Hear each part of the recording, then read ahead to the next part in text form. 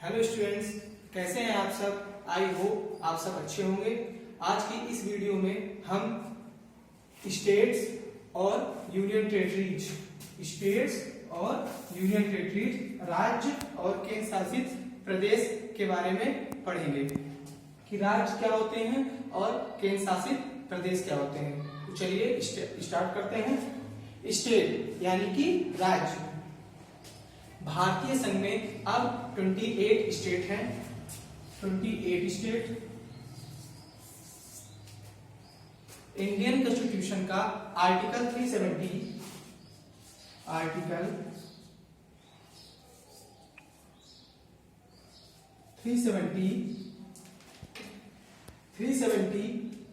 खत्म हो जाने के बाद जम्मू कश्मीर को जो स्पेशल राइट्स दिए गए थे वो भी खत्म हो चुके हैं और जम्मू कश्मीर को दो भागों में बांट दिया गया, एक कश्मीर और दूसरा लद्दाख, और इन दोनों को यूनियन टेरिटरीज बना दिया गया। तो प्रेजेंट टाइम में 29 नहीं बल्कि 28 स्टेट्स हो गए हैं।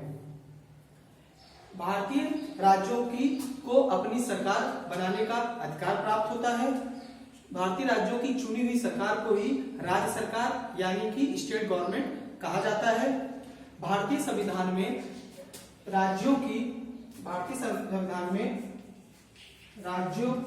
के अधिकार स्पष्ट हैं, जिनमें केंद्र सरकार न तो दखल दे सकता है न ही उसमें कोई अतिक्रमण कर सकता है जब तक कि कोई संवैधानिक संकट न आ जाए।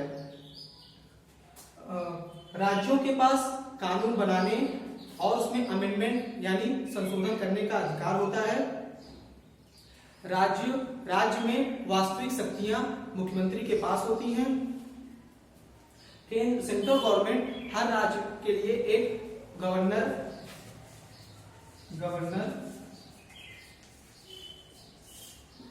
नॉमिनेट करता है, लेकिन वास्तविक शक्तियां चीफ मिनिस्टर के पास ही होती हैं।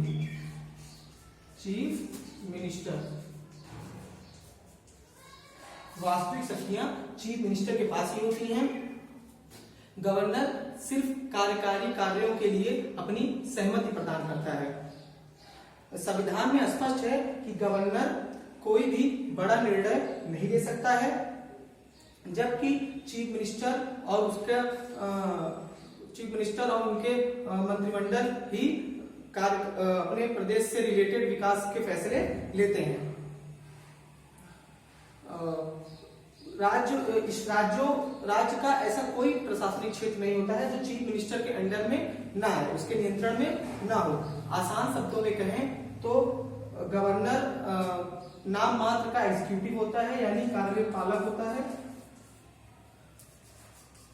नाम मात्र का एग्जीक्यूटिव होता है, जबकि चीफ मिनिस्टर वास्तविक एग्जीक्यूटिव होता है, कर्ता पालक होता है।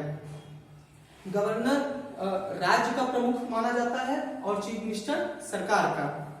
तो इस तरीके से चीफ मिनिस्टर ही अपने राज्य के विकास के फैसले लेता है। तो ये तो हो गया हमारे स्टेट के बारे में कि भारतीय संघ में 28 स्टेट हैं और चीफ मिनिस्टर ही वहां का सर्वा प्रधान होता है। सारी वास्तविक शक्तियां चीफ मिनिस्टर के ही पास होती हैं और चीफ मिनिस्टर के सलाह से ही गवर्नर उसके मंत्रिमंडल और का विस्तार भी करता है। तो अब हम बात करते हैं यूनियन टेरिटरीज के बारे में।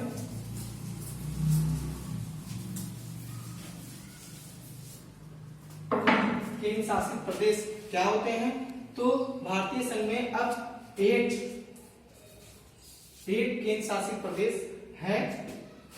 दादर नगर हवेली एंड दमन दीव जो पहले 2 केंद्र शासित प्रदेश थे, अभी कुछ मंथ पहले ही सेंट्रल गवर्नमेंट ने 26 जनवरी 2020 को इन्हें एक केंद्र शासित प्रदेश बना दिया गया, जिस वजह से 9 की जगह 8 केंद्र शासित प्रदेश हो गए। केंद्र शासित प्रदेश की अपनी सरकार नहीं होती है, बल्कि यहाँ पर केंद्र सरकार का ही शासन होता है। राष्ट्रपति यानी प्रेसिडेंट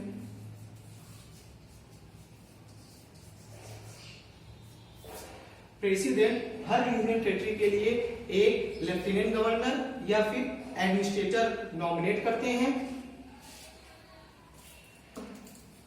जो कि प्रेसिडेंट का ही नुमाइंदा होता है। जैसे अंडमान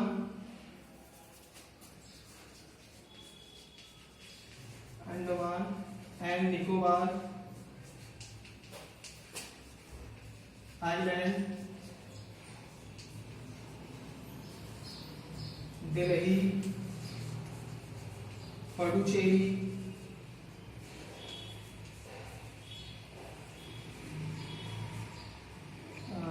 जो 2 नए केंद्र शासित प्रदेश बने, जम्मू एंड कश्मीर और लद्दाख।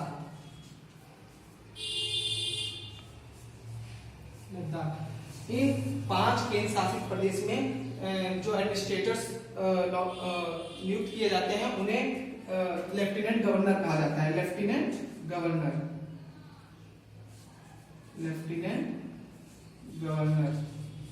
यानी कि उपराज्यपाल, उन्हें लेफ्टिनेंट गवर्नर कहा जाता है, जो इन 5 केंद्र शासित प्रदेश में शासन करते हैं। जबकि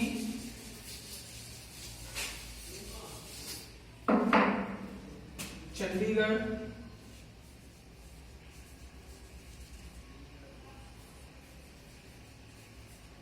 लक्षद्वीप,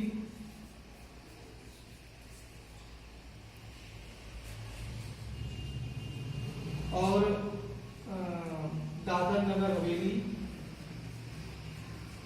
दादर एंड नगर हवेली,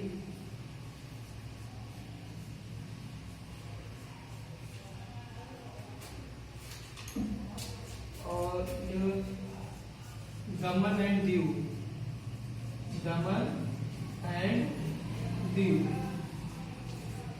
दादर नगर हवेली और दमन दीव, इन 2 केंद्र शासित प्रदेश को अब एक केंद्र शासित प्रदेश बना दिया गया है और इन दोनों जगह एक ही एडमिनिस्ट्रेटर है। तो इन तीनों यूनियन टेरिटरीज में जो अधिकारी नियुक्त किए जाते हैं उन्हें एडमिनिस्ट्रेटर कहा जाता है। एडमिनिस्ट्रेटर यानी प्रशासक।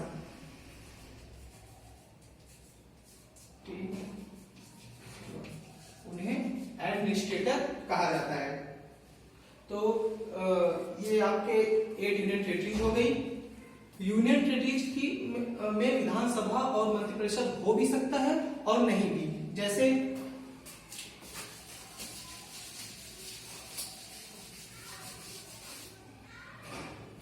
दिल्ली और पुडुचेरी,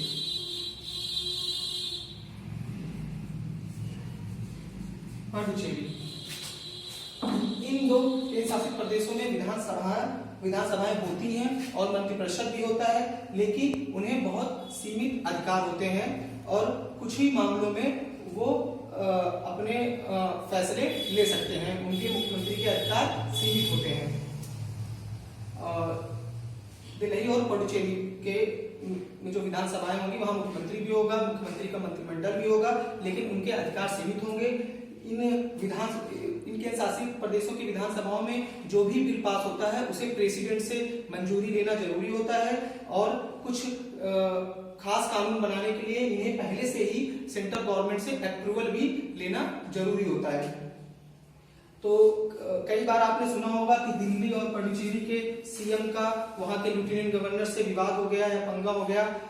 रीजन ये होता है क्योंकि वहां के लेफ्टिनेंट गवर्नर के पास काफी पावर होती है और वो सीएम के कार्यों में दखल दे सकता है, इसलिए आपको ऐसी न्यूज सुनने को मिल जाती है। तो ये तो आपके स्टेट और यूनियन टेरिटरी के बारे में हो गया। स्टेट हमारे 28 हैं, यूनियन टेरिटरी हमारे 8 हैं। आप स्टेट, उनकी कैपिटल, यूनियन टेरिटरी और उनकी कैपिटल अगर आपको लर्न है तो बहुत अच्छी बात है, नहीं लर्न है तो आप पढ़ लीजिए, लर्न कर लीजिए। नेक्स्ट वीडियो में मैं आपको बताऊंगा कि यूनियन टेरिटरी क्यों बनाई जाती है, इसके बनाने के पीछे का क्या रीजन है, क्या जरूरत पड़ती है कि हमें सरकार को यूनियन टेरिटरी बनानी पड़ती है, केंद्र शासित प्रदेश बनाना पड़ता है। इन 2 विधानसभाओं के अलावा एक आप और देखिए, Jammu and Kashmir. In 2 union territory में तो विधानसभाएं और मंत्रिपरिषद हैं और जम्मू कश्मीर में भी केंद्र सरकार ने ये कहा है कि जब यहाँ की स्थिति नियंत्रित हो जाएगी तो जम्मू कश्मीर में भी दिल्ली और पुडुचेरी पुडुचेरी की तरह ही विधानसभा है और उसका मंत्रिपरिषद होगा। और लद्दाख में चंडीगढ़ या अंडमान निकोबार की तरह ही प्रशासन व्यवस्था चलेगी। तो ये आपकी स्टेट और यूनियन टेरिटरी में डिफरेंट हो गए। आई होप आप सबको समझ में आया होगा। नेक्स्ट वीडियो में मैं यूनियन टेरिटरी के बनाने के पीछे का रीजन आपको बताऊंगा। इस वीडियो को ध्यान से देखिएगा, जो इंपॉर्टेंट पॉइंट्स है उसको नोट करते चलिए। जीके के जो पुराने लेक्चर हुए हैं उनके भी इंपॉर्टेंट पॉइंट्स आपने जरूर नोट किए होंगे।